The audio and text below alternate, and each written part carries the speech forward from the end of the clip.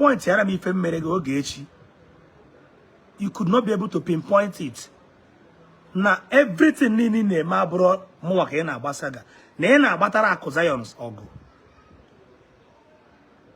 Allow Accusations ka ozara onu allow Accusations ka ogbara onwe saga. Allow Accusations obu no chori ikporo odu mo no chori police make the person arrest. Mo obu no wo ekuru against him. Nya were police mo nya arrest. Mana Ogechi enwe problem. Picture na ekwu na Jpac post 2021. And as Jpac he went and be posted the father. Now be we talk. But who can you na ekwu that rubbish? May God only so kwaya bro. So kwaya Jesus Christ born a conference call today. Saying Jpac make peace with Onya. Mma say no problem, but I no go fear apologize because I no do you anything. Also kwaya Angel Michael's nenu go to say Jpac I ji come gi na Ogechi ngwa ka uno your own. I no go beg am. I no go beg am. Never. Everybody who knows me on Facebook, man, I'm easily to apologize whenever I see that I wrong you. I won't hate an apology. I will apologize to you. I ask question. Go send him one good reason. Show me in Oxford dictionary where rest in perfect peace is an evil. Go simu na Oxford dictionary. Ebe dere. May your gentle soul rest in peace. But maybe dere. Then obviously no warranty apology. I will apologize. Show me. You could not be able to show me. No, Epota. You're not about saga for no reason. I want to bring out something. It's just now warm for no reason.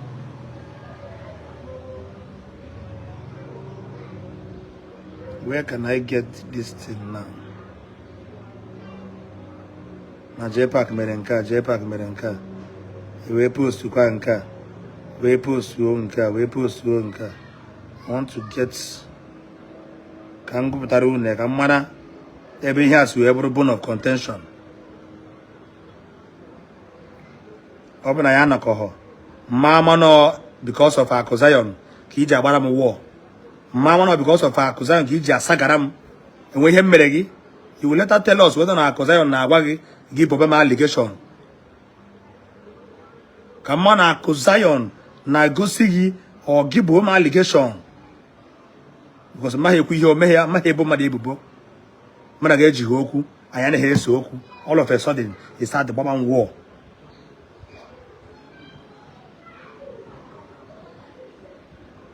He be the Obama war for what? For what? For what?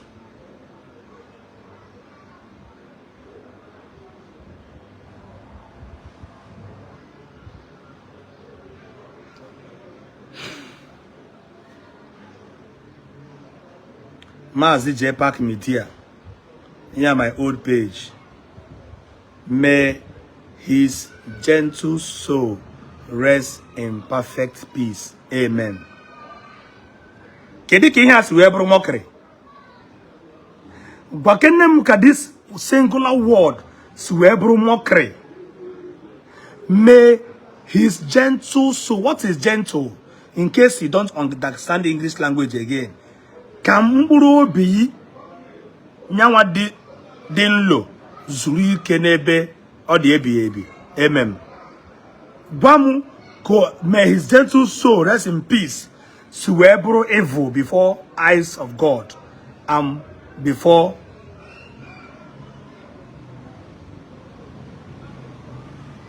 no na any eba ka se mo yo Ogechi ezu gopota osape onu ewa se mo to an apologize to Ogechi nya heru onu n'isi. On what ground? You can on what ground can na yo? Okay, in your Ogechi na ndere may his gentle soul rest in perfect peace. Then who will apologize to my wife? Or do you think I don't value my wife? Tell me who will apologize to my wife. My wife, when you home, he drew my wife, now I drag here, now a boy allegation. all kind of allegation. You went and be destroying people's business just because you want to saga on behalf of Accusations. You like, yeah? But Jesus Christ of Nazareth, Tinya conference call. I can never let heaven fall. I can never.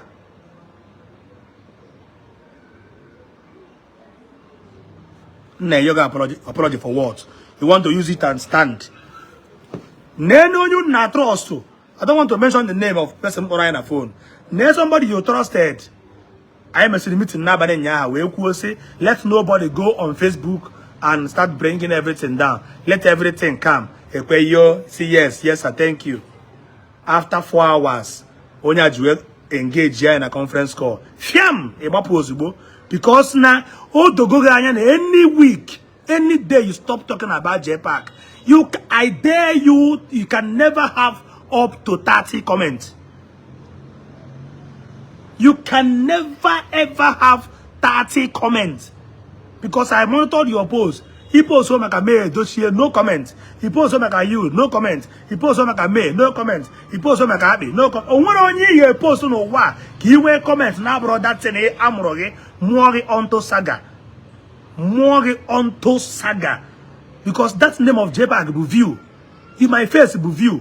So even if you want to drag me, no problem. Drag the name of Jpac from now till eternity. It's none of my business. But why bringing in innocent people who does not know anything about your saga? Kiwe view a popular man call rubbish. Emecha interrogation man ayayo because it's here banka. Ne your ayo. It damage image of billionaires.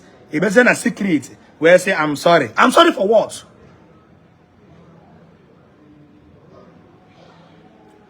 So I'm sorry for what? It damage image of big billionaires na public. It was a secret. Code duo conference meeting. Ka we siziegi nya ndeni na damage their business. Is the business akwa okoti waraki le ni nwere ihe akwa okomere gi. Ezugo should tell people the truth.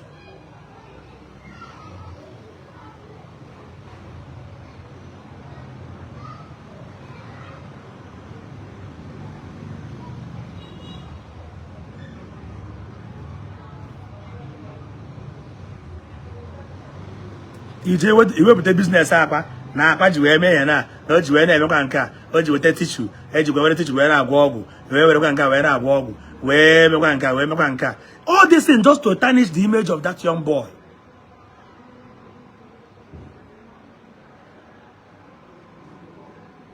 All these things is just to tarnish the image of that young boy.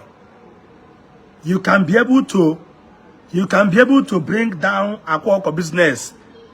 Hotel OG close to 1 billion. Where man, if anybody talk about your ministry, he debe petition. Choba legal team. Choba ndaya atunga. He now watch somebody or not drag and not tarnish image of people. You did not caution the person. No, he doesn't ask him. Jpac, I made peace. And I say, okay, thunder, fire, any mouth. To God who made me. Only open 1 hour, my phone call again. We're saying peace when I see here. Without telling that young girl, before I know where peace, Ogechi must come on social media. One day, mother, now, if I know both you, my allegation, no lie. No, I say. Okay, but one day, mother, now, see, man, no allegation, no, I say. Oga but one day mother na akwa okoti wara aka na ebo allegation na ase. Oga but one day mother na baby oko na ebo allegation na ase. I will bring out my money. Can I with the phone number onye obuna je na MTN can make call tracking because this thing is getting out of hand. See me call tracking. E with the number Accusations, with the number Ogechi. See me call tracking. Enwe bem kwuru okwu no wa against these 10 people I just mentioned. Say to Omunga 20 years imprisonment. Say one bill and fine I will pay. Can make court tracking. See me court tracking. Because now somebody can afford, can I make a piece? Can I try to new ego? I don't want the money. I like Remego does not mean that now make peace. Peace. Then what of the business of Akwa in there bring it down? How much are you going to bring to restore the business back? More a business more problem tomorrow.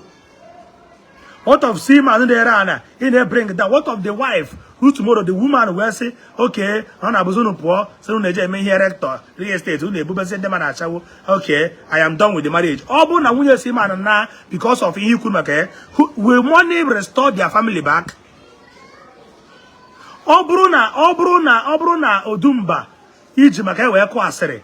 Obuna Odumba and Wunyan Weber problem. He get restore the marriage back. Marriage they built for more than 20 years. Just because you want to saga somebody that does not saga you. I put the blame to Accusations. Till tomorrow, I put the blame to Accusations. The reason why I put the blame on him is that on a faith, somebody is fighting for you. And you don't want to call the person to order when you know the person is going extra mile. Go get to see a face here in Jpac. I'm okay. Go get to see a go get you happen in a no. You're crossing boundary. Face Jpac alone. Leave Jpac wife, leave Jpac family, leave Jpac in-law, leave Jpac friends and well-wishers. Face him. Bomb allegation mbebuwe. Bomb him mbebu. What if he same number in the throat criminal? Number ex-convict. You mara here Jibam war. Go me anything you want no what Jpac mbebuwe. But Accusations you watch Ogechi tarnishing the image of Seaman and you kept quiet. I want me to come and do peace with you. Accusations you watch Ogechi tarnishing the image of Akwa. Do you know am I going to Aro Hotel? Am I going to Aro Hotel? But I will go and money will go Odorga. I'm going there. Now that's in Bezoku, for example. You know the Bezoku. A wash, you will keep begging and deal with the product. And you are going to market every day to make sure your product will enter market. And the reason why you did not fight your product buy people, where we can make more money. Because I'm on go Kero Hotel. In Aro, Kevana, it would be one Anna, now back in our factory. Mother put up one in the receive money about in our factory. Or mother put up one in the receive money by our factory. Or you come one year go here. If somebody come and say that then receive money in our factory, or the come one year go here, you watch a woman tarnishing the image of your fellow youth, your fellow young boy who struggle to survive. I know who say na ako na I name Operation Remember Your Home. Operation Remember Your Home. Let us develop our home. A small boy like Akwa Oko, where is Diego? Where Row Hotel 1, 2, 3-story building?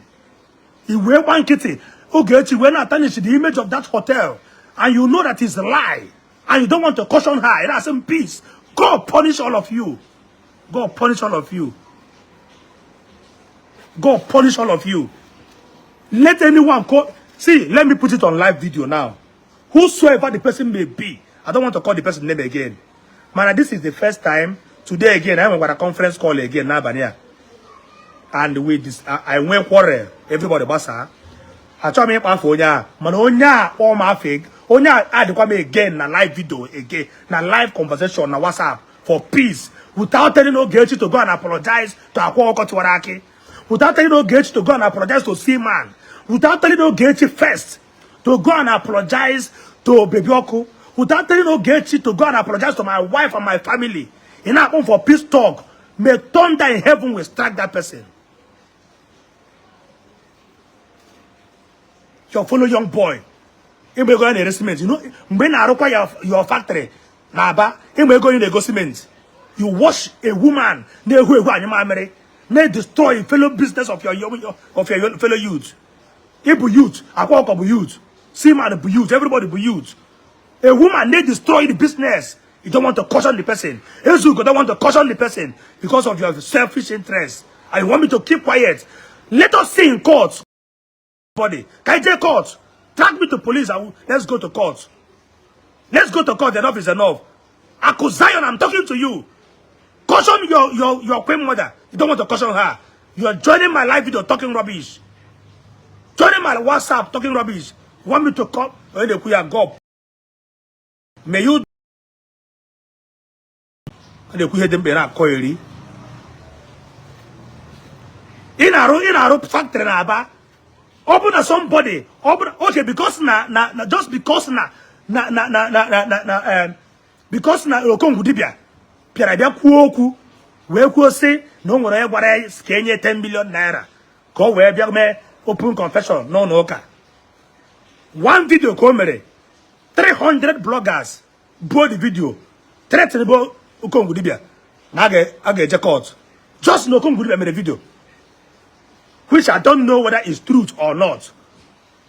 To tell you how it pays. Okongu made the video. Now when I try to go, can I make testimony? And when I say Okongu, bring evidence, bring proof, and maybe a lawyer, a legal team, this and that. On a dem or that dem make a kutogi, or that dem make a kuto your ministry, or that dem make a kuto ABC, and I think come on so. But on a dem make a kuto work begi. You follow supported, say to Okongu Dibianga, see menka, Ezuko you wrote. That Nganga smelling, everybody in Ganga, this and that in Ganga. On a wound way, no brana against somebody. Mana on a town hoto, more they bring the business of your fellow youth down because of woman. If Ogechi did not beg for those people, I get boost Gechi no zoo bata na Nigeria. Oh, by yato na Nigeria book corpse, his coffin, I bata. Ogechi Okeke Njaka, more Bruna, all you all these people publicly. That is my own condition. I don't take any advice again from any WhatsApp group again. Nobody should add me in any WhatsApp group again. If Ogechi did not tender public apology to these people I mentioned now, no Zuka Okeke Njaka. It just we against me. Okeke no Zu. It also more kwe fanyo ba. Kage se more kwe no Zu. You are joining me on live conversation with Ezugo. Ezugo with a problem. Ezugo with Oku. When you pass Ezugo. Ezugo is just a riffraff who doesn't know his left from his right. Ezugo is just an left from his right. If you came to love a fan, but somebody put a Oku back and then there we a buy a war. When you go back, you go there we a buy a war. When you go back and then there we buy a war. You claim to fight for the Newe people. But you cannot fight for somebody you claim no have one day. When you have a fan your back, you don't want to fight for him. And I join in and use conversation because of selfish interest. Because of you don't want to say the truth before your very eye. Somebody at home party, somebody you call your mentor, somebody you call your Lord, somebody at home party. And ask him young Ogechi. Don't generation. You're who? God. Jesus Christ, no go beg. Let me go to hellfire. If I will not, if open on your Ogechi, a German, Maha, you can joke more. On you on what ground? Come on, your Ogechi, let me go to hell. Let me go to hell. Do you think that money will entice me in such case like this? Contact I built for years. Muno Ogechi have a problem. When they say Muno Ogechi, no, I'm not because a little misunderstanding, which a man and a man in a way, any business partner can have misunderstanding. I went my own, I left. I open my cousin on the phone, boy. I open my cousin on the phone, see how Chineke walk. I open my cousin on the phone, or I'm pay more man. A bobe my cousin on the Ebubo, or who was moved to the voice total cousin on play at Facebook, or who be here for someone I cousin on web to the online on air. I seal it for myself. Let everybody go your way. Day or day my day. Come in, you have to see I'm going to unsettle law in peace because you don't want peace. Give up get church of peace. How about the peace? You would have allowed me and Accusations. I have a internal war. We must settle. When Accusations settle law, I will settle the Z or my is too deep or memory advert. But man, not on the phone, not on the phone. onwe ihe dapụtara mgbe anya na-eme ihe anya na-put head together. I might not be advertising his product, but we might be friends. But do not give up Ogechi achọrọ friend. Ị chọrọ ka onye ọbụla no club because even though I was the one with the number cause your nyegi ọkpọ na phone bless ya gị. Since that day, ọdịghị ka asị na contact nke anyị ji aka n'aka Jpac ka ị na-apụ Jpac contact ya. I am not concerned about the nara Jpac Accusations or the nara Jpac Accusations. It's none of my business. Here mabu biri ka mbiri. Onye bubu achara igbe egbuo, onye akpọrọ ibe onye okoli. Muna Accusations na-enwe okwu. When two elephants are fighting, allow them to fight. Don't go and put yourself there because I get you settle. Then Muna Accusations so happen ya so ya do which Muna Accusations dey be must I tell to no why no onye ga call be police or what was because I have never bring him his secret outside. O be ihe won ekwo mere m. No se be say e gotara zie fight no sabazie Accusations war. Ebe m was say wosara Accusations iwe bu na ka this thing na aga n'ihu. Could you be able to quench Ogechi? Where see Okwa Jpac na war face here Jpac. Ogechi baba war let nobody cause no peace. Happen ya gba war for 2 years. Ya gba war for 35 years. It's none of my business. If I reply her, a man anchor, you know, na m chọrọ inye relevant. Who is audio billionaire? Come on, get out of here, idiot. After go about audio billionaire. Kokara koyeri. Come on, get out from my live video. If he did not caution Ogechi, he helped Ogechi. Nwoki begi tarafufo May Foundation, Raw Hotel. A banketi onya na atani shimeji. But if Jpac or if anybody one we ku refer your ABC Eburike. Were police threaten bonya. Were onya because come on make a hit nyere advice. Come on no ke hit nyere advice. We kwuo pastor na me nka okpokwa ha pastor yi okpo ha evangelist yi edebe na akwụkwọ from Abuja na aga eme oke hit arrest because na o nyere advice na abụrụ insult. If you go say afụfụ na ahụ ịgba nkịtị nwoke ibe gị goro ihe cement na 9,000 plus 50 12 13,000 mmadụ wee rugide hotel rụcha 1 2 3 mmadụ wee pụta wee kwuo na hotelụ nwoke ibe gị rụrụ na a na-eji tichu na-eme nke a tomorrow ọ bụzie na onwezie ka people si na-abịazi na hotel abịa lodge ya okwe ihe chọbụ ka akwa ọkọ ya ọga ego ọ ka akwa ọkọ pụta na Facebook wee sị gị ihe ị na-eme adịkwa mma stop this thing. I'm just assuming Mobu, see my yana nwunye edira mma oruzie echi nwunye asị look at what they are saying about my husband. I don't think this is oh welezi iwe quit the marriage of yana na abụ for more than 10 years or because of ihe nwaanyị na-ekwu you could not be able to caution the person. Ofuji okwanyo on himself Papa Yoba beze ka mgbaya ọkụ ka ndị mmadụ na-afụ apụ ọkụ nwe ihe eji ọkụ eme ọ ihe kwuru ọnụ ka a na nwe ihe eji ọkụ eme. Jpac n'anya ka nkọwara something. I like it is where stand there now. Because if you did not stand like this, they will be taking advantage of you. Emane Kumi at initial time. Then at the end of the day, what shall I be here end? If there is money, that is only where Ogechi will like to send out them a piece. Whoever does the work and an Igbo, na kochi bobo, no wine, now you're working. So I'm no wine, now you're working. When they demand the piece from you, since all this wine, my corner half ego. But nevertheless, Ogechi na say, Jpac, Ogechi. Can you hear Jpac in Ogechi? But there is in peace for 190. Rest in perfect peace. Rest in peace. Yeah. Rest in perfect peace. Okay. Now, Ebony has said Jpac ya what this woman be kobu. If eventually now I say Jpac na turn papa ya nwuru, ya bu no na eku ku onwo nya de ndo. E we kuwe ya je yo biko de nka. But Ogechi ebuku uzo we deny ya this man online. Which in since 2017. She denied this man. Put your web the picture, a lady on our UK, and I ordered the chief pilot. And what group on Ogechi and Ugochukwu denied. Until this girl, where banning this family, where me tell the woman. When we take contact the man, why on a phone na live Facebook. I ain't in an egg. If you don't web trial what the man there.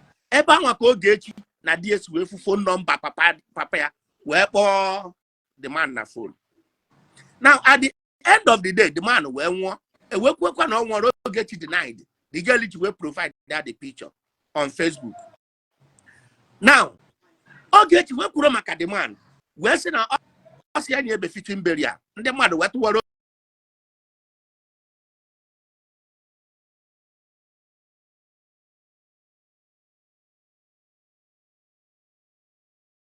where they were good in Nigeria.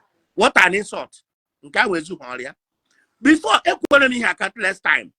Before Ogechi medicine now. Before I saw what picture as well. Ogechi monked Matthias Ezako. Or one guy or the Naka. Where got India. The guy where one other Matthias Ezako Naka. Ogechi mocked that guy. Wolozia. Ebe the guy na India na sit bed. Where when we get Matthias, I'm more than a month. Go and do your verification. Have Ogechi begged Matthias for doing that? Matthias supposed to preach up Ogechi at all. Matthias I'm not Ogechi maka papi at all. But Ogechi mocked somebody want Matthias naka. Ona see your wabiko. One man died in Germany. Ogechi used picture of that man. Mugre the man I'm more than a month. What are you people saying? Jayo get you for what? Only backbone of all those things, one guy. Nasia, when one even amo, get you Nekuan, even amo. Look at young Kawameku today. Or there was one man we post to one reverend father. Western Nabo, spiritual father Bukobi. What is the thing showing you? Only may instigate fight in the church and the church. All one people Accusations and arrest. All this thing can never stop. That guy was bread. They are the head in an affair at Facebook. How can a man be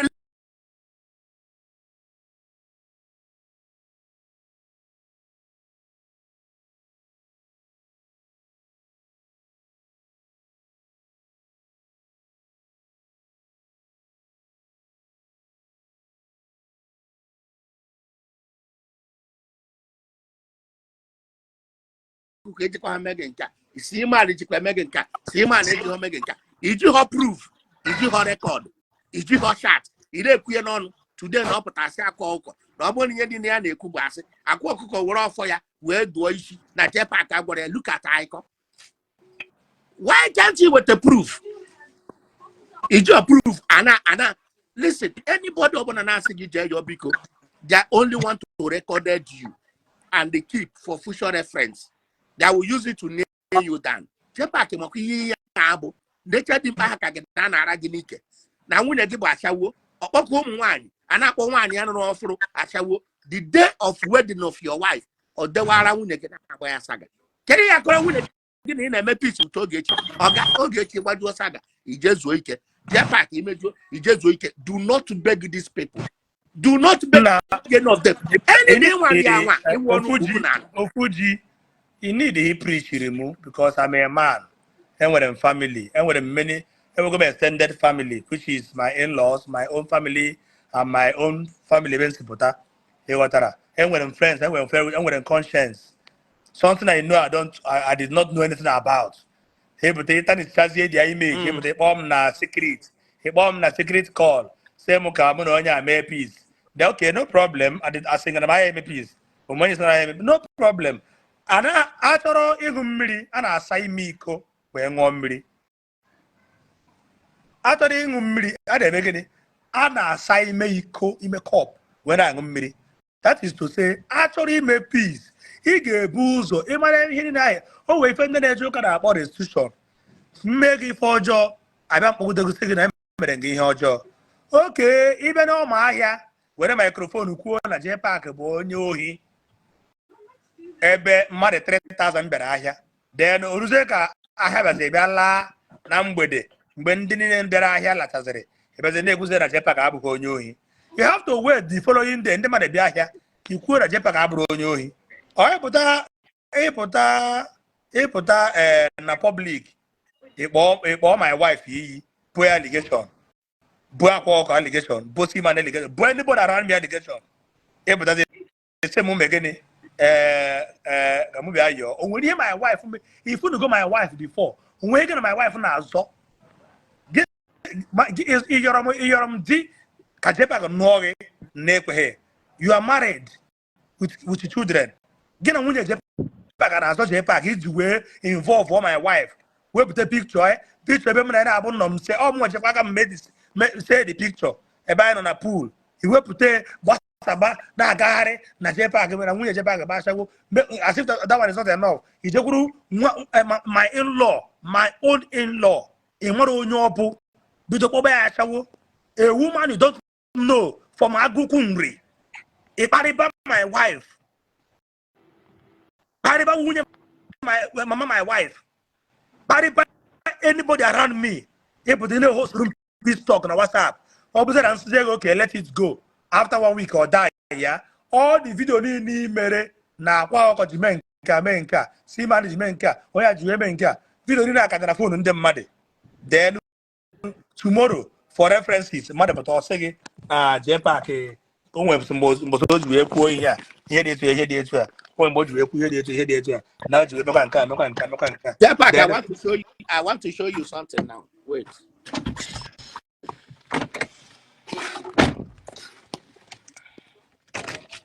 Jpac. No.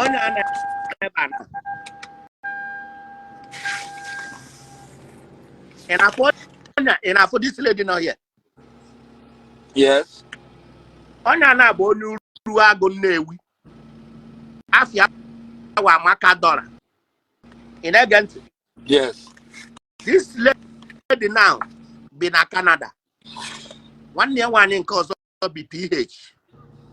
I and they are now so near and since 2017. This lady now, Nene Ogechi go now support to Ogechi. Now NGO Ogechi, yana 1 year wine. Hand Ogechi more than 10 million naira. How support to get more than 10 million naira? In against.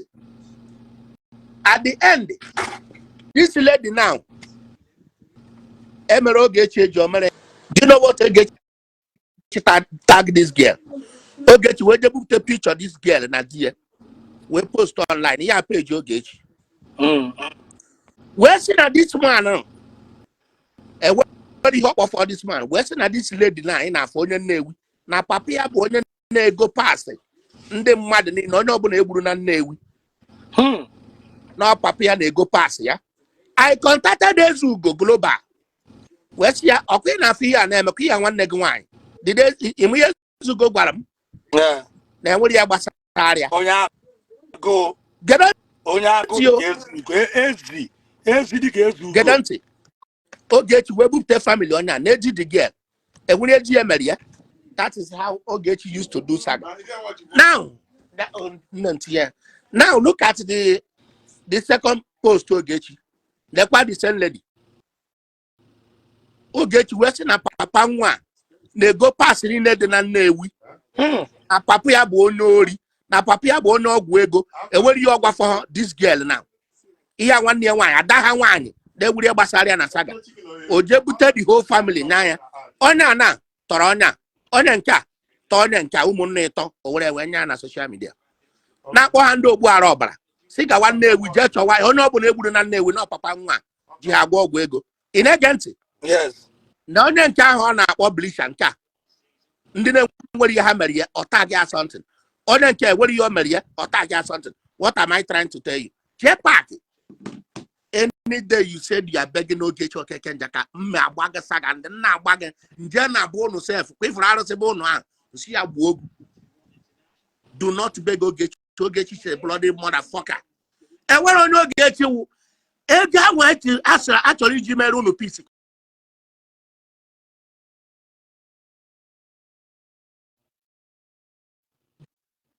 That is how she's dragging family by family.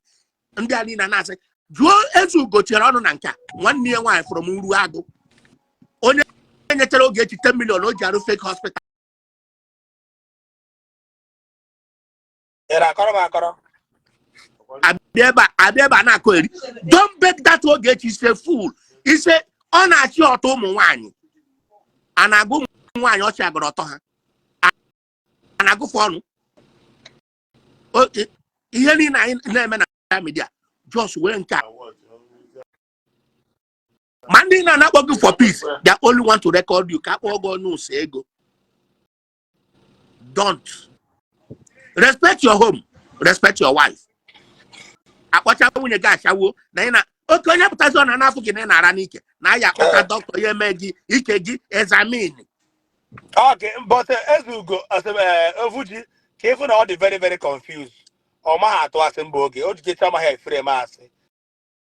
The homo, Nanka. The same views na mother homo, what are my asses yesterday? Harucha 2 or 3 better live video. Now I call, na Jpac like a wine. Jpac don't do without wine. Jpac, you did this. Mbonya abu homo. Mbonya abu homo. If they not same peace talk. Jpac got me. In the neighborhood, the only open April, they didn't see Jpac make peace with Ogechi. But mercenaries, Ogechi sendere. Kawi ke ne could this say now about a peace. So that I'm going to Hana tomorrow. Cause the yes, now Jpac many are true. Because you ever made Jpac, the may apology, but yes, I'm moving. Because all he made here, Jima. Or man capitalizes here that Jpac may apology. You are capitalized may apology for your honor demand.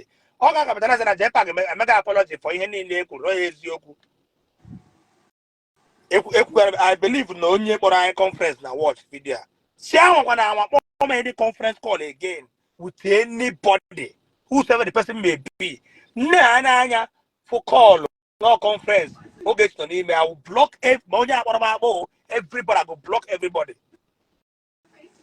The reason why I don't want to block anybody, but I want to have a problem. I respect him so much. Simple. Talk peace. It's talk peace. In my try is to on Facebook. Where they like but send your onye obodo publicly. Onye obodo war publicly na Facebook. Nsogbu be your mgbagara mbịakwa na Facebook publicly. Yekwe mgbagara. That is how to make peace.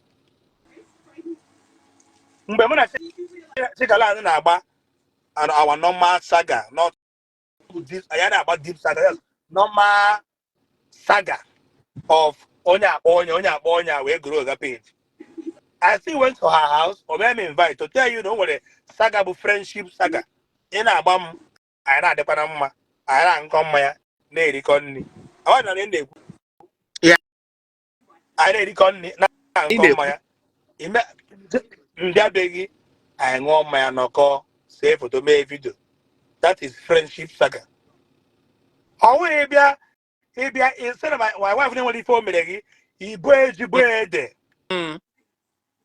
If I you be boys because him and if I am bound, open on a sick bed, can you be able to open mouth and say such? Yeah, any phone wagi in Nigeria in less 24 hours. Jpac, can I ask you something? Where's you go born and name? Yeah. I don't think as we go original What about I have on as we go.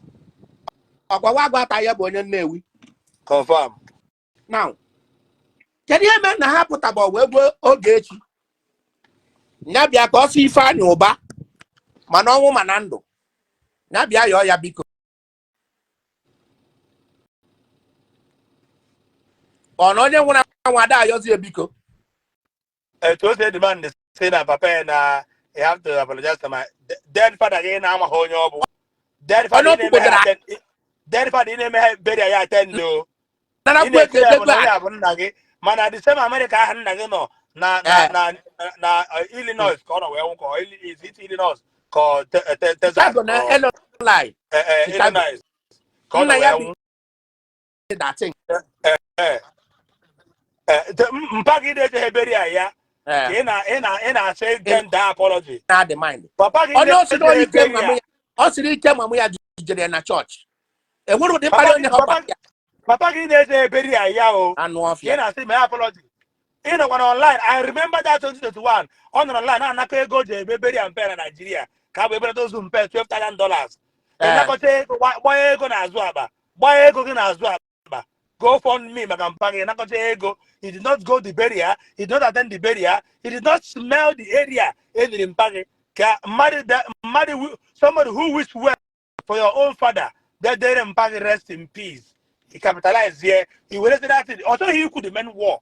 Because all you know, you go away, so okay, kuna saga on what I cause saga. Because we in the same luggage. Okay, no condition on Negi on the first time. Came on in Yararo. Also, the first one. Nia Kosi Iku man. To tell you no, you're on the road. Yes. Now, career butere Accusations no kwa. Jpac, let me tell you, guy, kudosi kebeko. Nobody will do anything. Ogechi Bazoya don't beg anybody. Only lawyer no the highest action I take is now, which is court. Highest action or provide the now. or what evidence here you could record. Which is court. Then Ogechi America, but Nigeria. Yes. I just say that I just say court direct. Then I say MTN number. Bobo or open the court ya grant him that Nage will take number Ogechi with the number because I is a tracker. Is there an MTN track our call for past last year? Kamaro in a no when you discuss was that if I remember with Ogechi. A discussion with Baby with Ogechi. Did I discuss with Simba with Ogechi? Did I ever tell Ogechi anything about Aqua? Do I know anything about Aqua? Mbakwa got a motor, but Ogechi was war. Careful on you, deadly. Ogechi put on a line, work one or get bunna the motor. Ogechi deadly. You get the motor. If I buy you food or beautiful. Okay. Ogechi was war. We're going to say, I'm be idiot.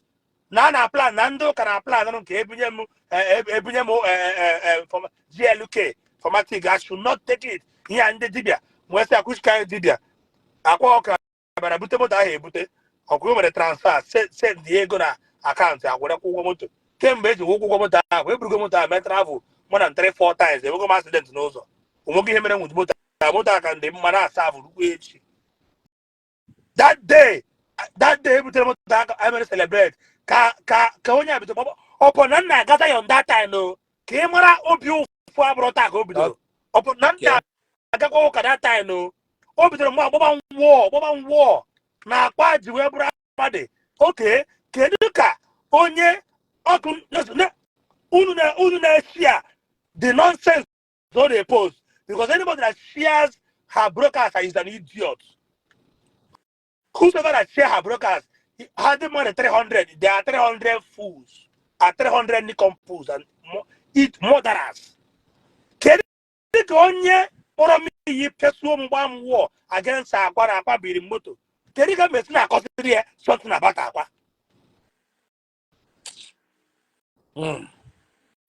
I'm not the Yes. Now, as a psychologist, whom you are, psychologist, or as a owner, can you go on your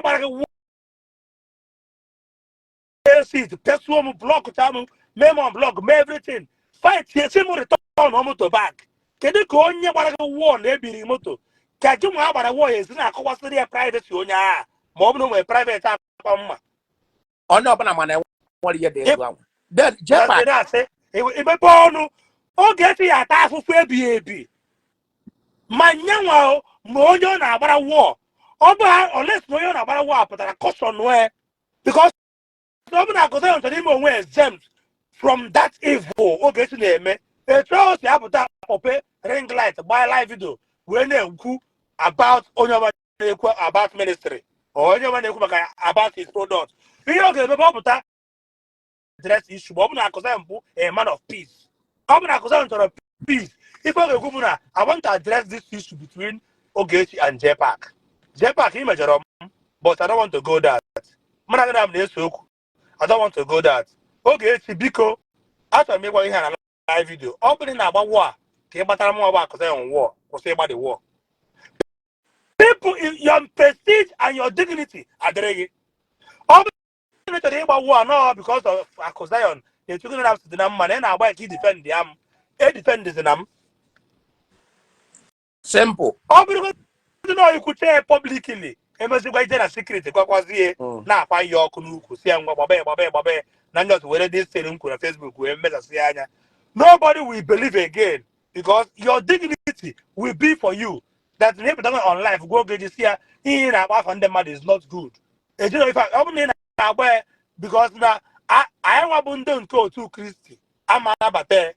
Nobody now destroy people's image who did not do anything to you.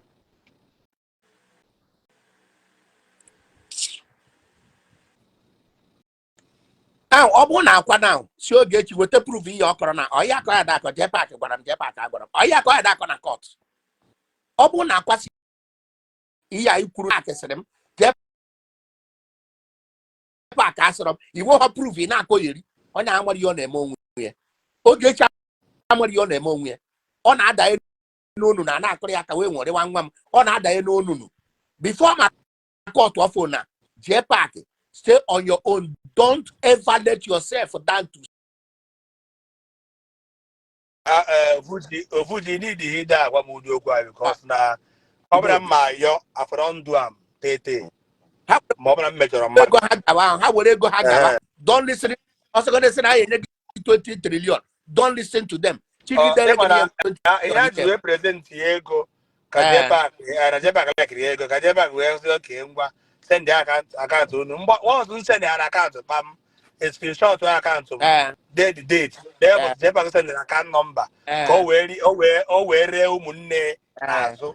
Then in a Kuru, okay, let's say that now, then you're 5 million naira, Bezier, and Nabu.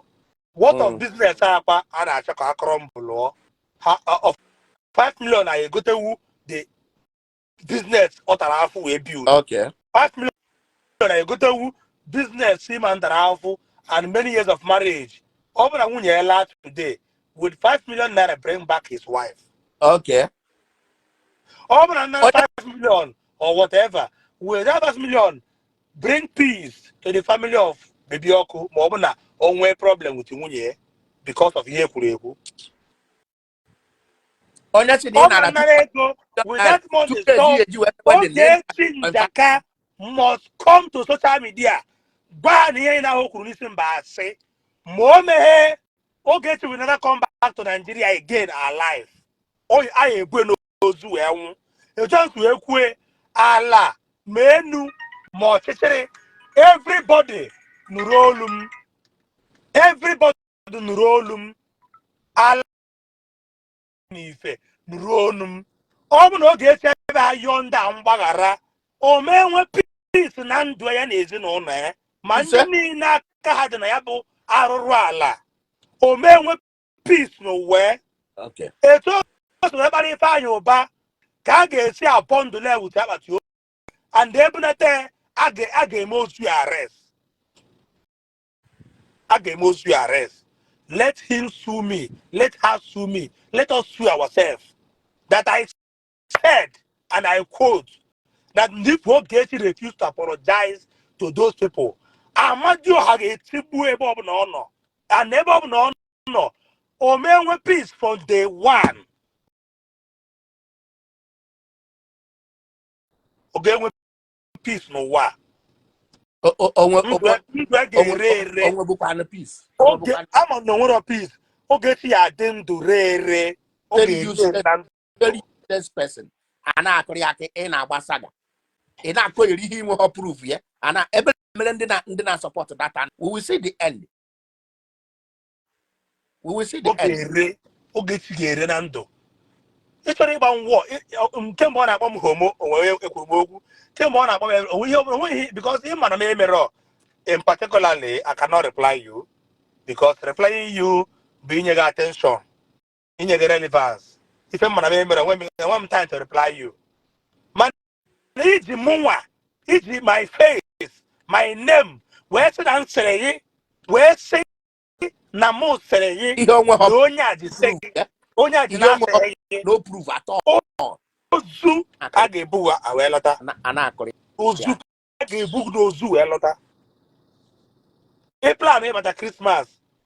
That day plan ịbata Christmas. Ịgba tiketi taa. Next day ka ị ga-anwụ. Ozu a ga-ebu n'ozu wee nwụ. And n'ime obi gị, ị na-eme live video. Ị na-watch, ọ na-eme live video. Ife o ji akpọ ndị mmadụ ka a na-agba m saga bụ na conscience na-erie. Ogechi nwere peace. Ogechi enwere peace na ndụ ya. Ọ bụ na Ogechi nwere peace, ọ mmadụ agba ring light morning, afternoon, night. Just to prove her. How long will you continue to prove yourself? Bring out one evidence that Jpac said again. If I will not come to the next minute and apologize to the whole world. Ogechi, I know. Ogechi will record you. On evidence now. On a flash drive. Okay. Okay, record. TV. Kemgbe eji agba wa. Ọ na-achọzi external body ya nyere aka gba war. Bụ na onwe ha tools. Ogechi nwere tools. Onwe evidence. Onwe tools. Ọ ka to go for about because onye say I will destroy you. But ọfụ ihe Ogechi destroy, go get destroy here. So onye na-asị I will destroy you. Bụ na ọ bụ na o ji evidence of anything ọ bụ na nkwu. Ọ sị na ngware. Ọ ka to go online by now. Either na same man na-eji police na-achọ m. Or na baby ọgụ eji police na-achọ m. Or na akwa gara eji police achọ m.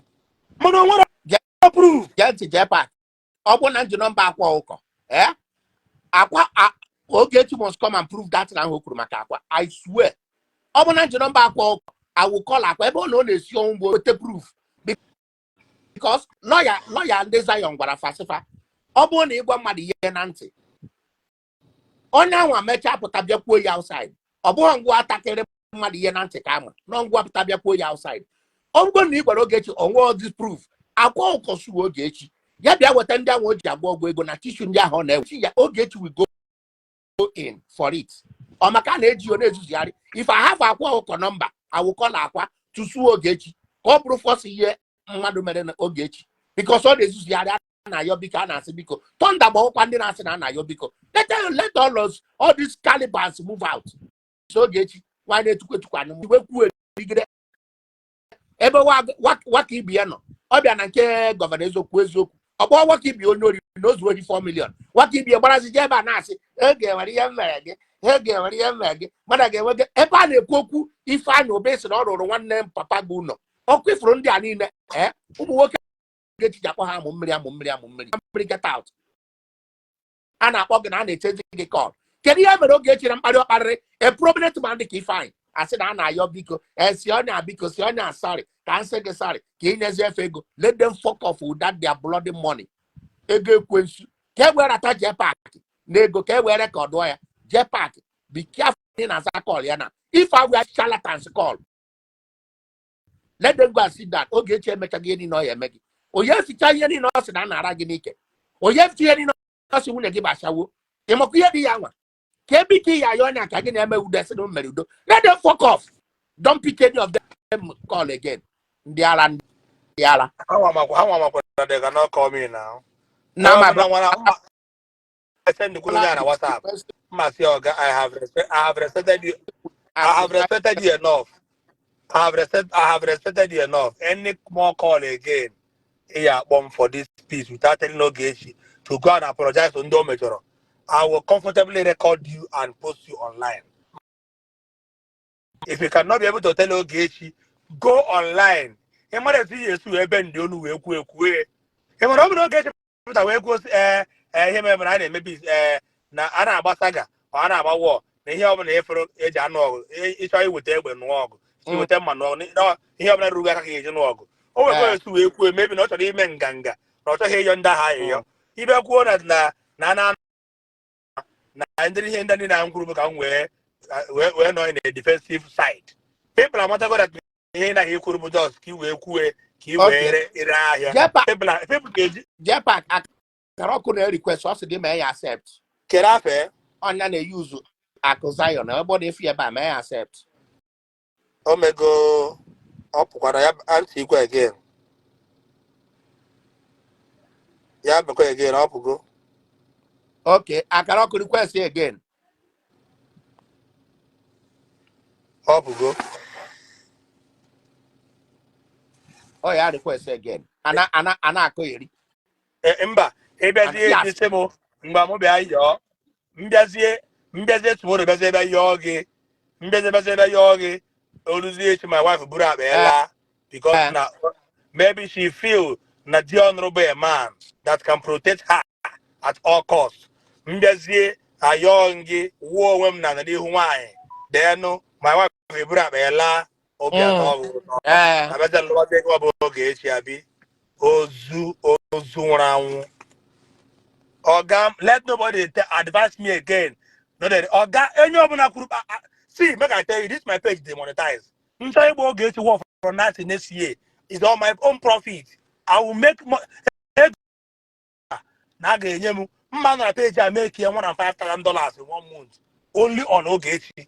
So I don't want to use it as saga or not reply on ya. Can we make ego? I don't want to use it. I want to be creating my content. That is why it will have my wife and why content him. I thought maybe I said I went saga and then because of my page demonetized and then Apology how about walk. Nonsense apology. Nonsense apology. Tabara na bata akaraoku. Kobia finish here I or here. yeah me myself Akaraoku go.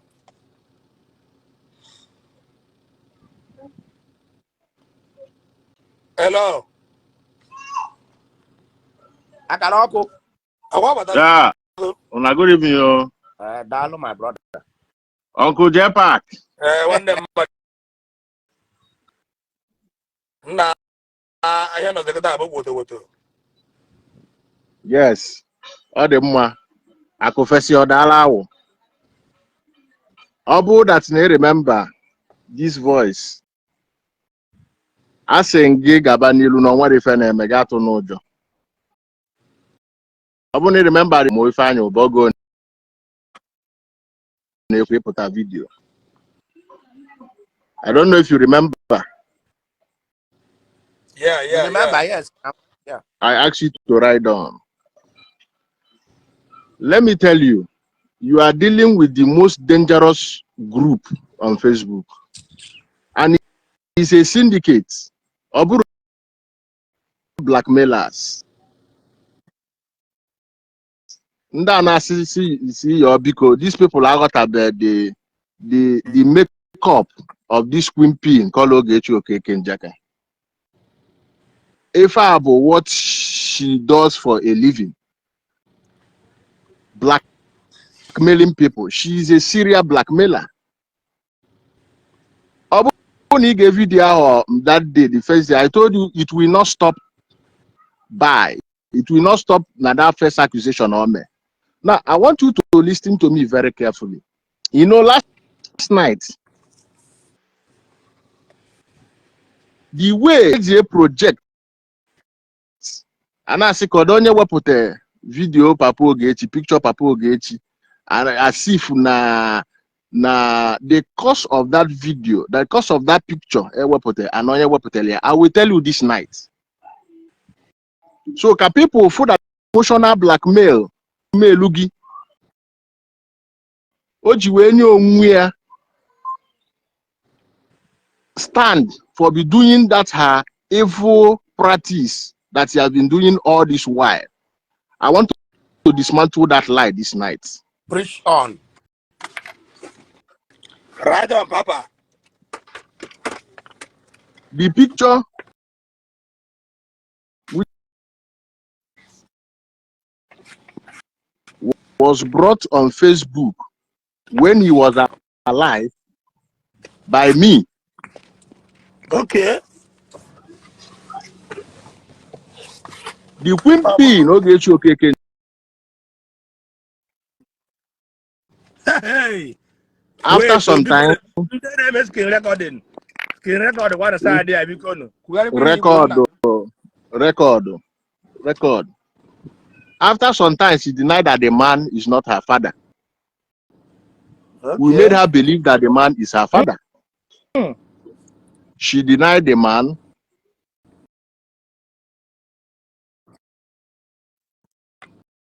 Hmm. And I'm one of the last strangers. When I mean strangers, I mean people that Dr. Timothy did not know that called him on phone before he passed out. Potential problem. Hmm. And he told me that he's having very deep depression. Nyampo Ogechi na wanga ifa. Dr. Timothy Okeke. Hmm. And he asked me, requested that I should buy his book Chai. on Facebook. Hmm. What a great man. Now, after he asked for financial help that I can assist and buy his book so that he can be feeding, shortly he was admitted in the hospital. And Short was admitted in the BP. hospital. BP will give us the Now, when the man died, one of my source in this hospital called Fortunate, not Ogbetele, Hmm.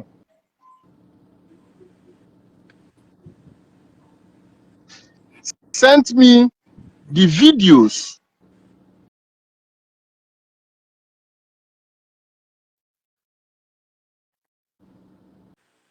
so when we announced that her father is dead, the Queen quickly rushed out to debunk it that is a lie. Hmm. Now we begin to track her father.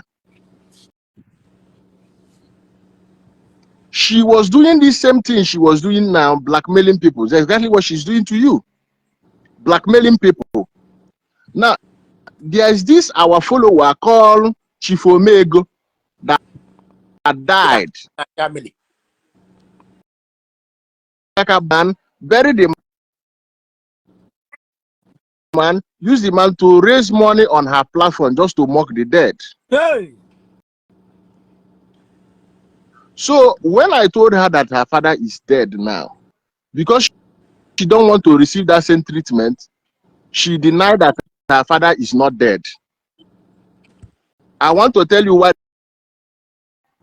Hmm.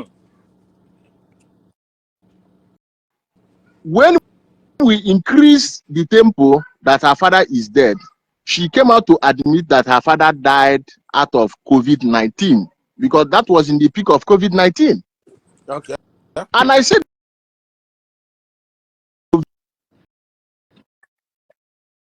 deep depression and a blood clot.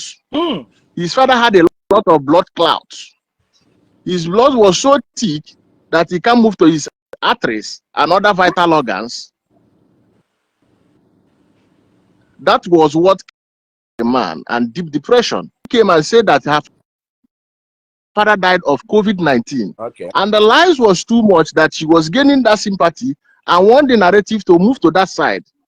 That was why I intentionally released that picture so that the public will see that there was no ventilator and the corpse was not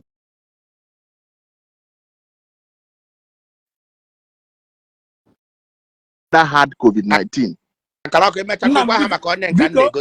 My brother, because all the GB America. I said one of my source, a nurse called Fortunate, Hmm. but not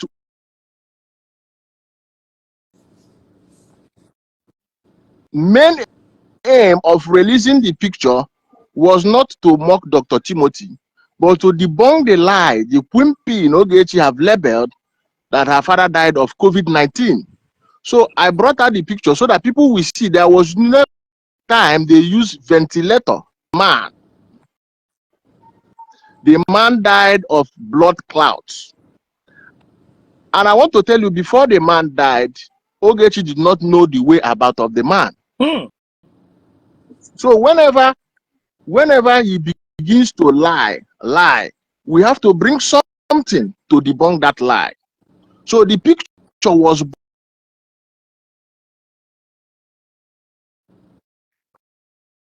I lost.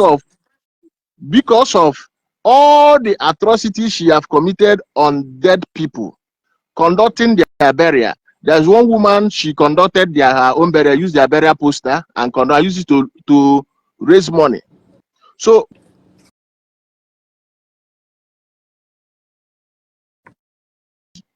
but just to set the record straight, that the father died of blood clots and deep depression. That is exactly what my intel told me. And the man never died of COVID-19. That was why we released the picture, so that people will see that this is not a COVID-19 patient. Ventilator on that room, that man was never been on ventilator. He had no COVID. And that was why the government have to release his corpse for burial during that COVID-19. Because you cannot bury a COVID-19 patient. There's somebody that died out of COVID-19 with that.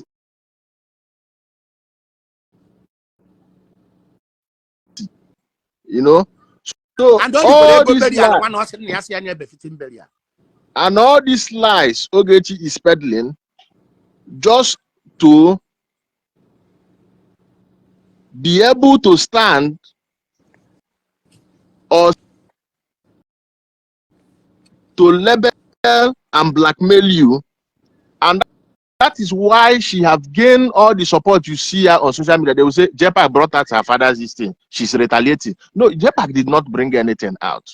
God bless you, sir. I and Ogechi has been having a long issues, age-long issues.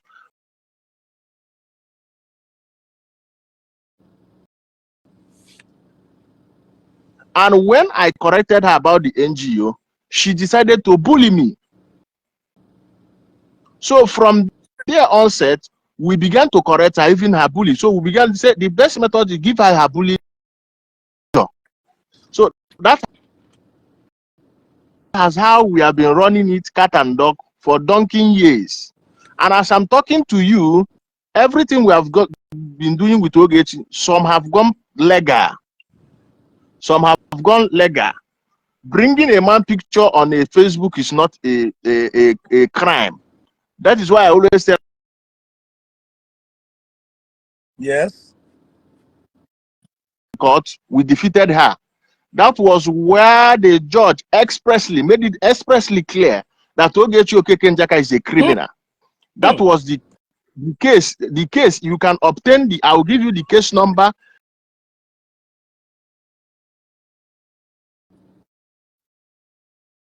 Give you the case number. The court made it expressly clear that Ogechi, in his judgment, that Ogechi Okeke Njaka is a criminal. And we are still in court in a criminal case with her, as I'm speaking to you now. I manage her and how she deliberately, mind that word, deliberately killed Mr. Obi. This woman is a serial blackmailer. She had no record. What she wants to do, what she wants to achieve in what you are doing, what you and her, going for your brand, because she has seen how massive you are doing. Now, what is the problem? Because I always read her mind. You know, and that is why I have problem with this ministry. They come and disassociate, make a disclaimer, distancing themselves from the activities of the Queen P in Ogechi Okeke Njaka and their brand, which is their church. Because one character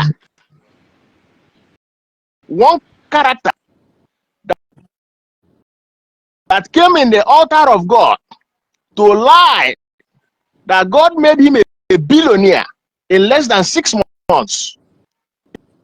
In that of his testimony, he openly said, Ndo bunyela afia obo oso ana ajuzi kezi afia nwa amadi ya nazu, in the presence of God. I that God made him a millionaire. And when he went to Onitsha, to go and shoot an innocent man in the bone. When the backlash came, he ran to the office coffers to pack 100. This is a billionaire working with the Queen, openly acknowledging the activities of the Queen. And in his testimony, he openly said that he is the coordinator of that church in Mozambique. I want the church hierarchy and those attorneys. The church have assemblies. I don't know how many battalions they are. This is the exact time they will issue a disclaimer, because the linkage now is very, very clear.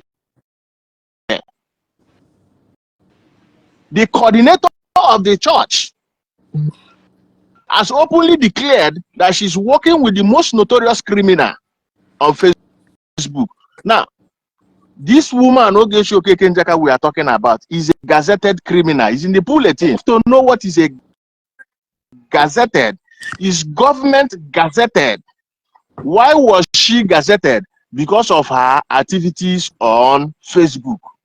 The way she defraud, the way she blackmail, the way she insult, just the same way she's doing to you now. So you are not the first, not be the last.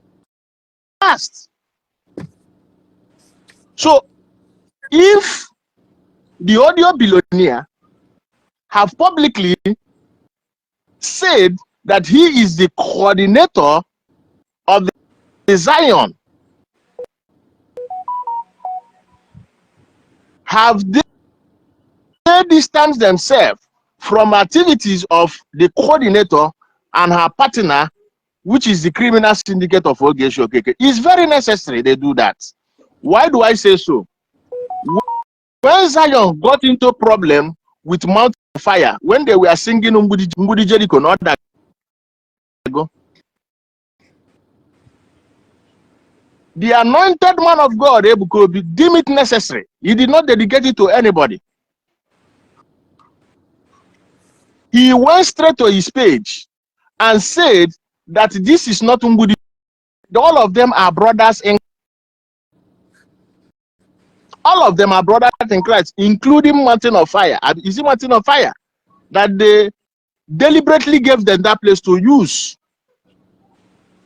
That was very good of him to distance himself and the ministry from action of those few that was misled by their emotion.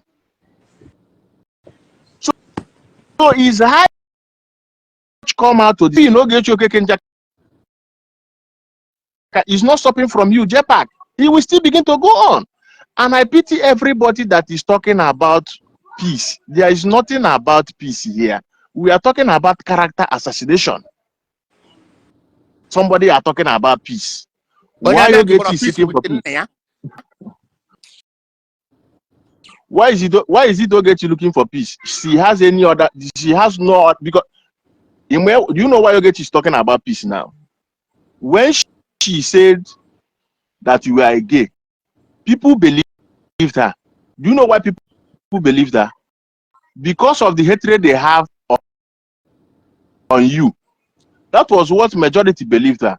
Now, when she began to peddle other lies, people now see beyond her that all these things are lies. And even he stopped at the first one, she could have succeeded in assassinating your character. But she used her hand to wash that thing that she said about you.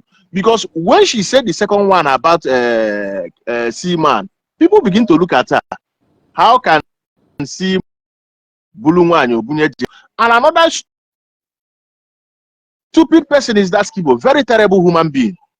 Very, very terrible human being. And this guy they call Onuo Igbo. Very, very stupid man. How can somebody believe in his right senses that Jpac will just open in as much as not hold? Because I know Jpac can do undo. Jpac has equally giving people some dose on social media. But I know that he cannot stoop so low. and be telling Ogechi, okay, when he was telling Ogechi, what did Ogechi told her? Now, where she fucked herself up was the one she said about Aqua. Everything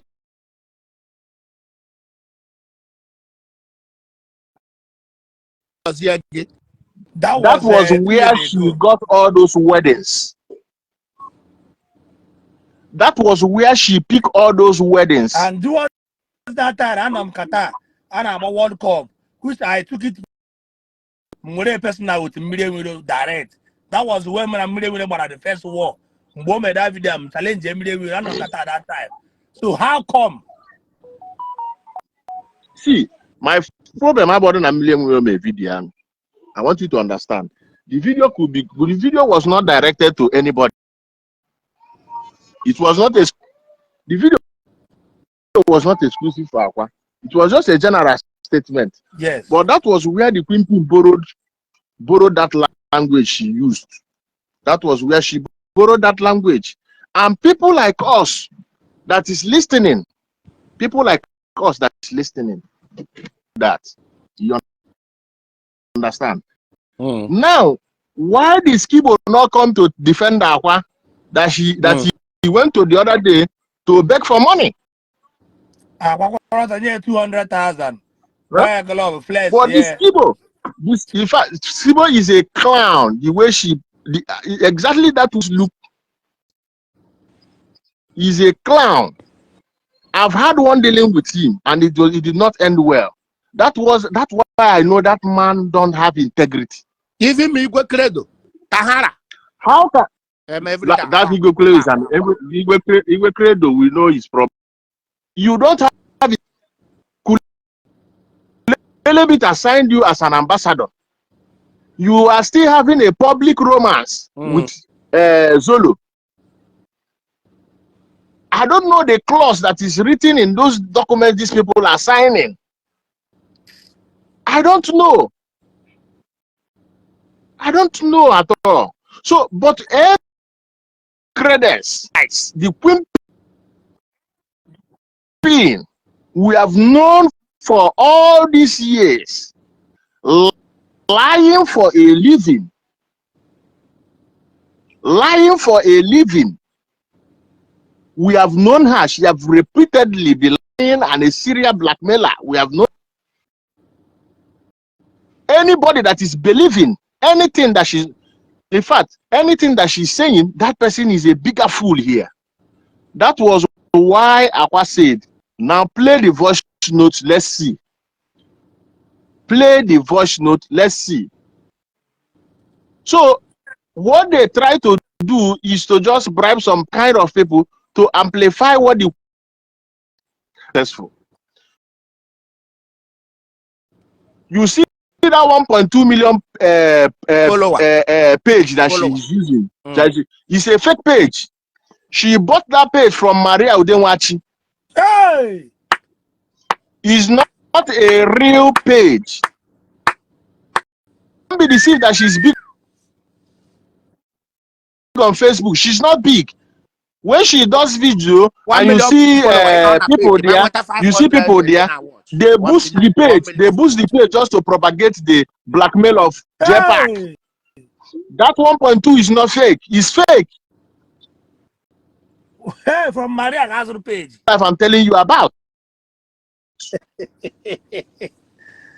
She is not big on this platform. She is not big on Facebook.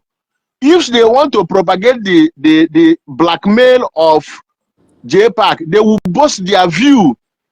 All these things you see 1.2 is fake. Is fake. I want you to quote me anywhere. She bought that page from Maria Udenwachuku. If you want to buy page, you go and meet her. She will sell for you.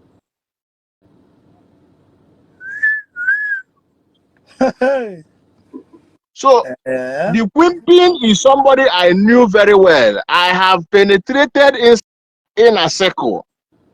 I know her very, very well. And I want to congratulate you, Jpac, for taking my word. And you have been doing your business, not minding the Queen.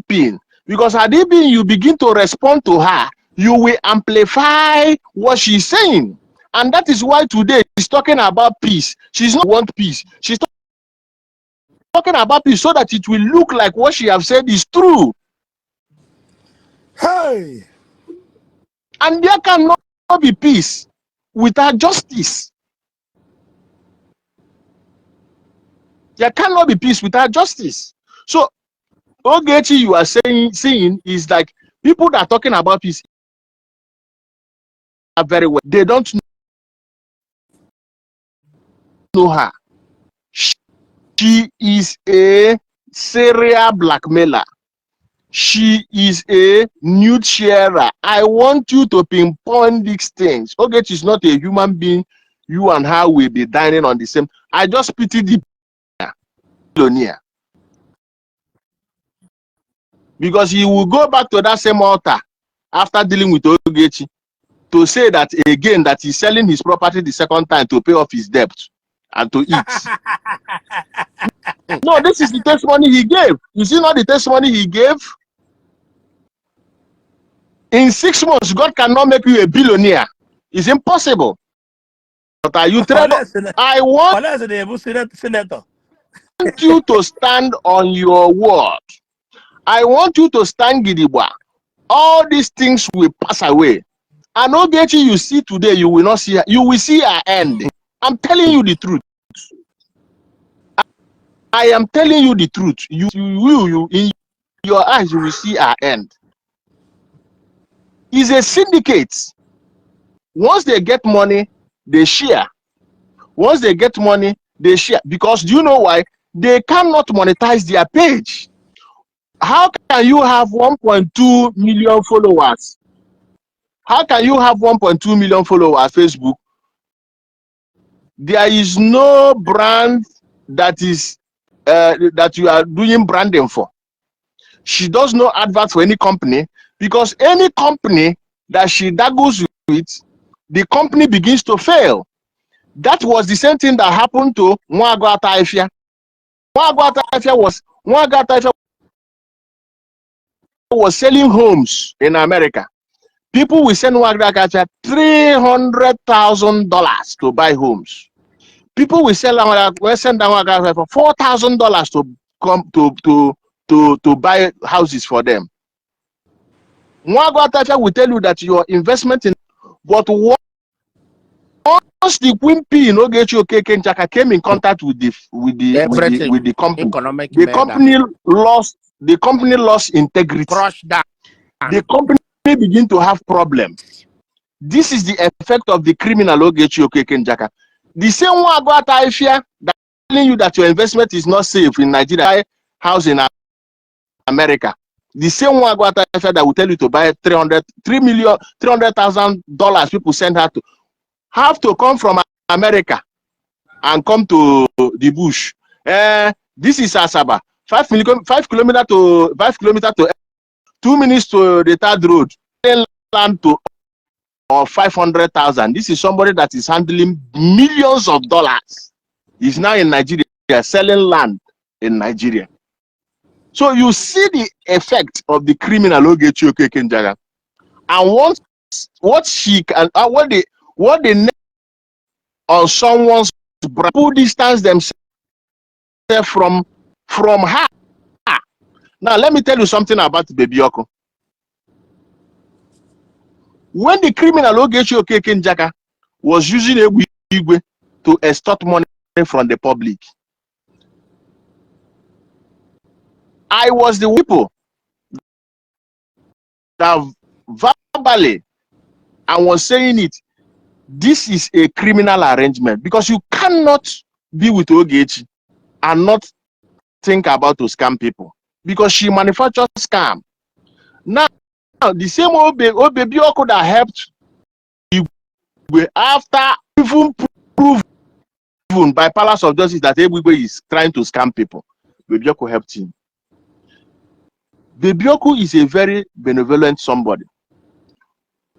You see that I saw you when you went to the village of Baby Oko wife to see the house he built for the wife. No Mudioka, yeah.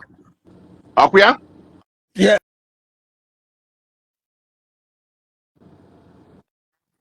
onwe one woman ulu baby ọkụ nwa. Yes.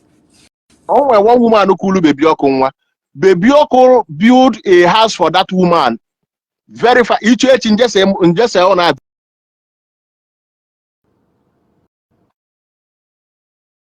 Onwe nwaanyị kuri ya nwa. So ọ bụrụ taa ka baby ọkụ mebe ife ọma sị gị onwe nwaanyị kuri ya nwa ya. Okusieli ya nwa na-anasị like na ọ na-amụ ọmụgwọ. Ọ jelụọla ya ụlọ. Hey. You got to go. So these are people I know. I know in a social, but the problem I had with you, Jpac, is just I told you about this criminal. That was why I don't have pity on you. I told you that this is a very dangerous association. How can you be romancing openly? How can you be romancing a criminal? Romancing with a deserted criminal. And that is why people tend to believe the criminal at all. The criminal cannot say, I do this.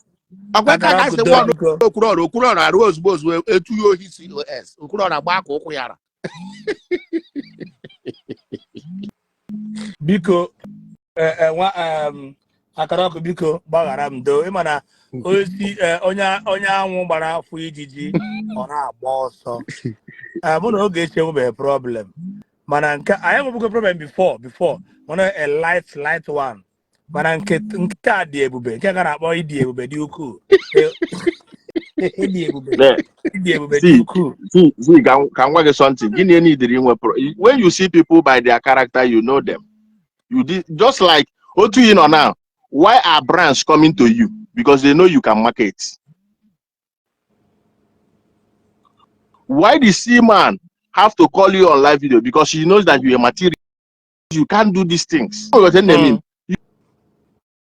Yeah. You judge people by their antecedents. You judge people by their past. That is why it apply all. I say, where have you worked before? Yes. They will not see your integrity. Why is him talking to you on phone?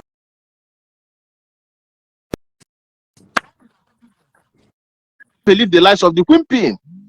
That is integrity. Hammer and Jpac cannot do this because of integrity. How may I walk go?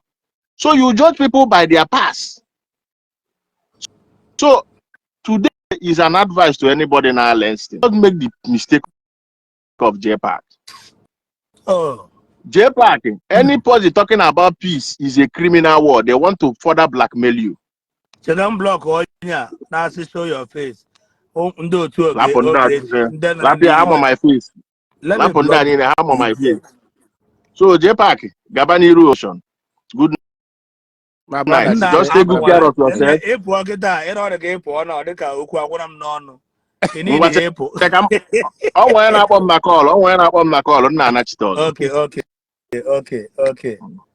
Okay. Jpac. Thank you very much.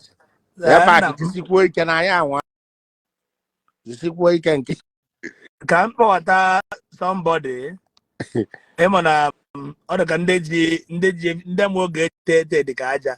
I want to hear about Agamama na ndemo the Ukwa, who na how that. Jpac posted my father's poster. Somebody came now. No one post to and tomorrow you still not believe him. Tomorrow you will still not believe him. Akarako. Oh, God bless you. Huh? Puku cement. Clements, not cement. Puku Clement, it's not cement. Nah, me pronounce that was not Puku cement. Instead of Puku. I'm following you both everywhere in town. Even when I live in Brazil before I came to America, I'll be following you. God bless you. You know, as a man of one kind of life. So I forgot here in Nigeria and other things. Now Monday one day. No on travel. You learn and you bring something new. You know. Yes. So go and say that I play Ogechi Njaka. More than clear. I'm mezu mezu. Okahamo.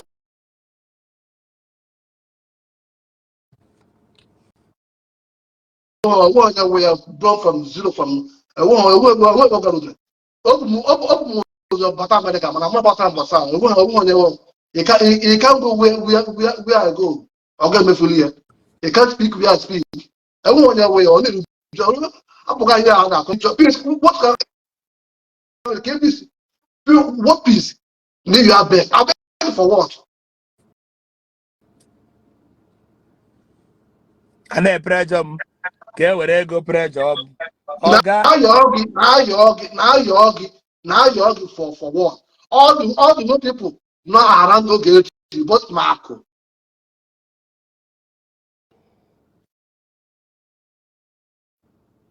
Famanfu.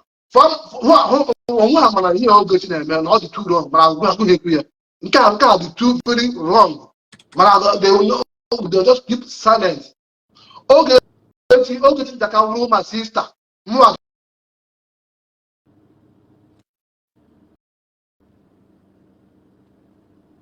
to God who Ogechi Njaka wuru my sister ma ọ ma wait na ya forever. What are you doing on social media? What are you bringing? Nothing.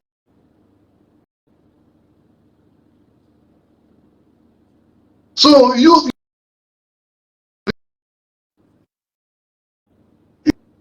know you achieve you that bring something in social media.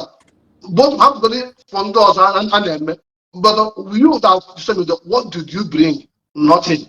You that travel, live in America, what did you bring? Nothing. Zero. Follow my sister. No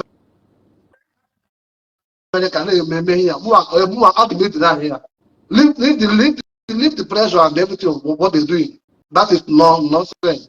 But Brazil, even every time make about online. Now I kill the person. Come your page give me sometimes. But sometimes we can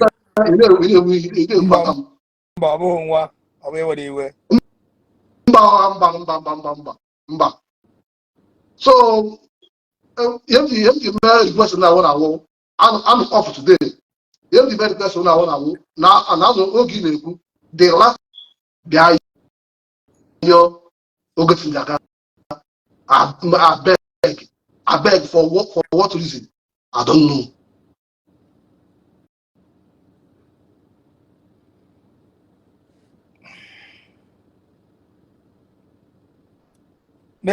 Anybody in the good name?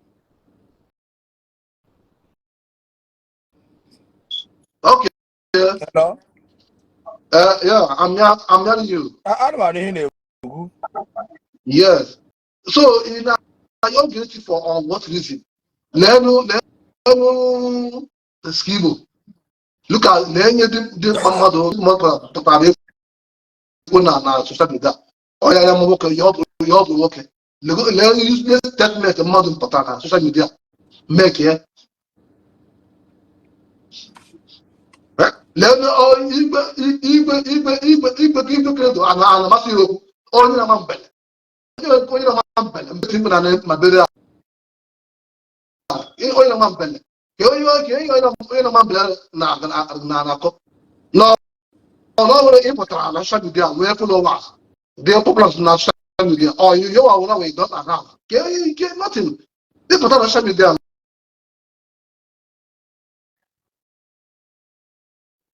Now you know man ben.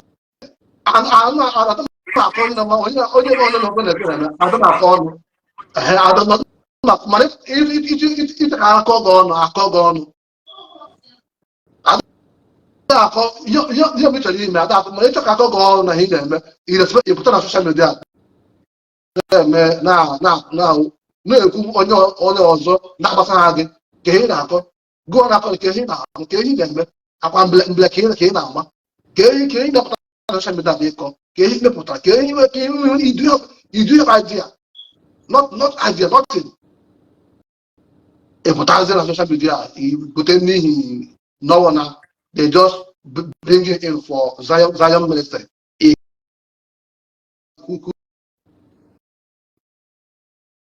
When you cut up, when you put up, no, they put up. I say each and in the working like you face other things. A bruise on your job.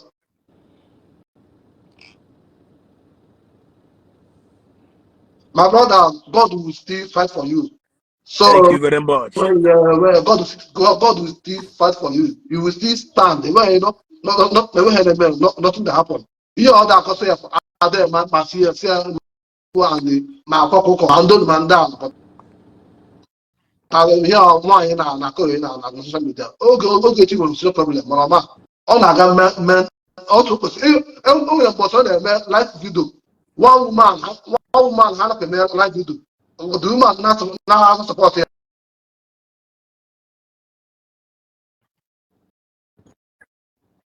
Ogechi biko gị na-ekwu na gị were nwayọ for your mental health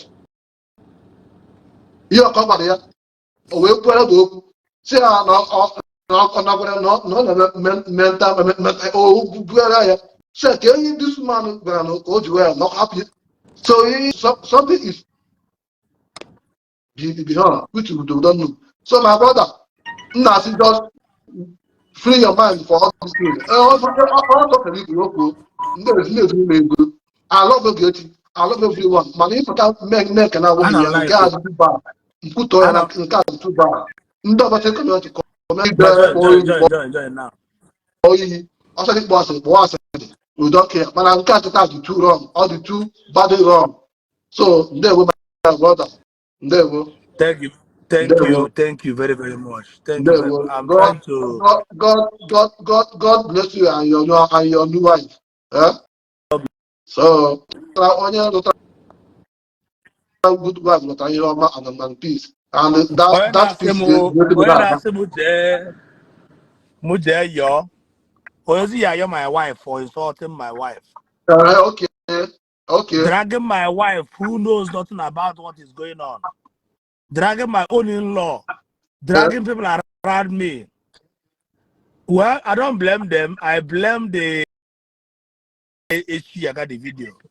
Anybody who shares her video is likely Exactly.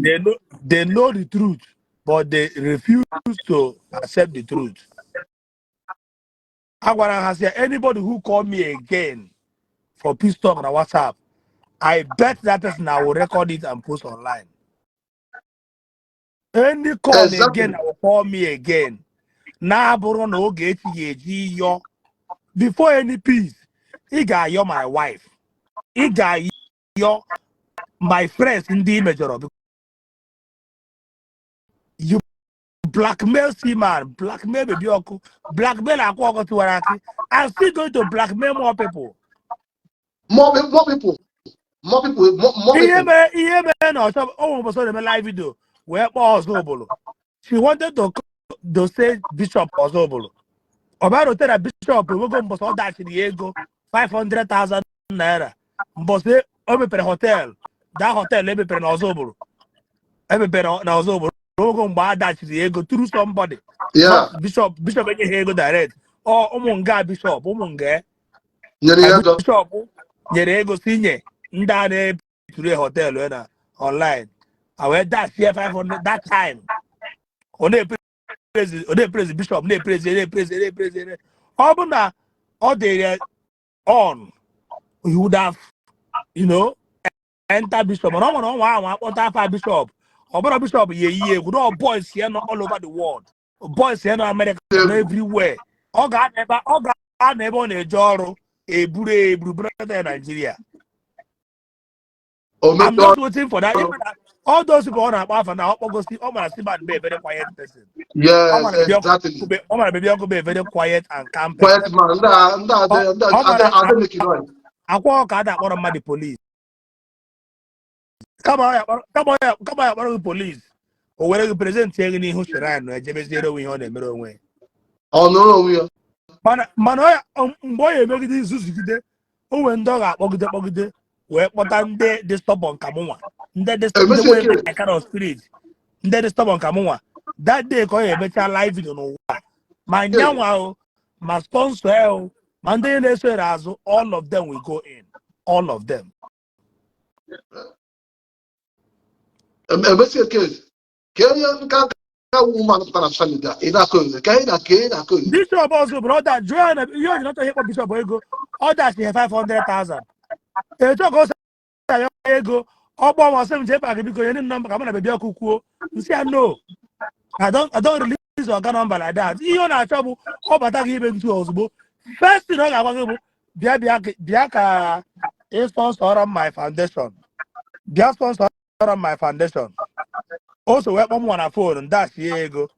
And go to evidence. Corners not on one ego. Also, Jpac sponsor my foundation. I know the money I gave her, not the too small. Not the too small. I know No, that. But I no gave amount is her money. small. No I amount is gave her small. money. Oju Esemu Ago. Awesome Ago. Thank you. Let me bring it. And also bring Mbona Semnya number Akozayon. Mwe number Akozayon nye. Where go Akozayon say Biko sponsor Foundation Ogechi. More about your because say please sponsor Ogechi Foundation. Okay. Ejimam. Obi family. Careful. Mazi Chidaka is watching. No, is was watching. Yeah, Joy, I'm not an equal. Yeah, send their request. Maybe now more the visit. We kept about a Na o nwere ihe o sendere m wee sị ya send account just nine of member ifo account number o sendere m nwa o sendere m nwa account number n'ebe a. Oh, take your time. yeah. As No, me send the account ifurera o send there this link we send the same account number na account number ebe a. Then we send the account number OG Angel Helping Hands Foundation First Bank. Our NGO account, I still remain your humble servant, Mrs. Ogechi Okeke, whom you all are well pleased. Or send the here I got a message in the phone so here I got about the sleep and send the area. Then this yeah. small one I got about all reacted to that sleep, Yeah. send the Diego or where's some Ago, thanks. Here Access Bank, or some Ago, thanks. Can go see mgbe m gwara Accusations si anya help pụọ